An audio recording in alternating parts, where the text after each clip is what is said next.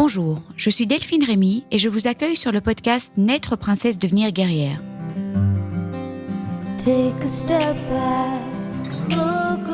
Le podcast qui parle de coups durs, de rebonds et de la maladie autrement.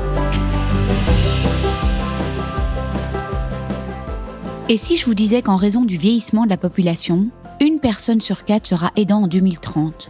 C'est énorme. Et si je vous disais aussi qu'il n'est pas rare que l'aidant disparaisse avant la personne aidée et qu'il y a autour de 500 000 aidants en France qui sont très jeunes. Ces nombres sont criants. J'ai eu la joie et l'honneur d'avoir à mon micro Vincent Valinduc. Il nous ouvre son cœur et nous parle de son livre que j'ai adoré.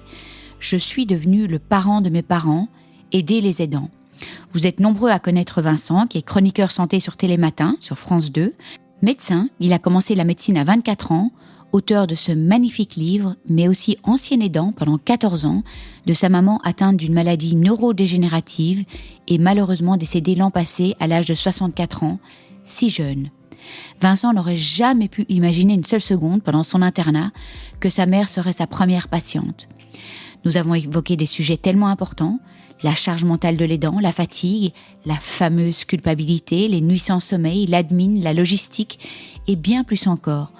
Tout peut devenir si lourd quand on est aidant, et dans ce cas-ci encore plus car on était dans un contexte de maladie neuro-évolutive. Il n'a pas été que l'aidant de sa maman, il a aussi été l'aidant de son père.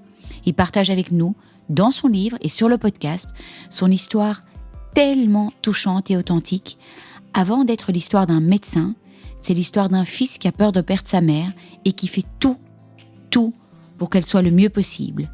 Nous avons parlé du rôle de l'aidant, la reconnaissance du rôle de l'aidant, des auxiliaires de vie qui font un travail formidable, des équilibres qu'on tente de trouver et qui sont à chaque fois perturbés, de l'institutionnalisation parfois indispensable, de la notion de répit, d'accepter de se faire aider, du vide après la tempête, mais surtout, d'amour et de résilience.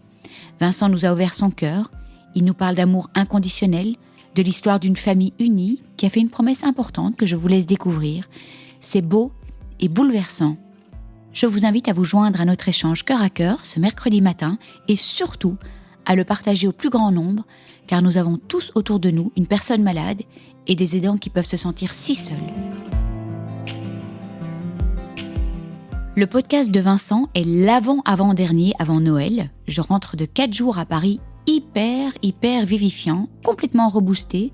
Autant j'ai pu avoir de grands doutes pendant mon trip outre-Atlantique, autant je me suis dit que j'étais tellement à ma place pendant les 4 interviews que j'ai eues cette semaine.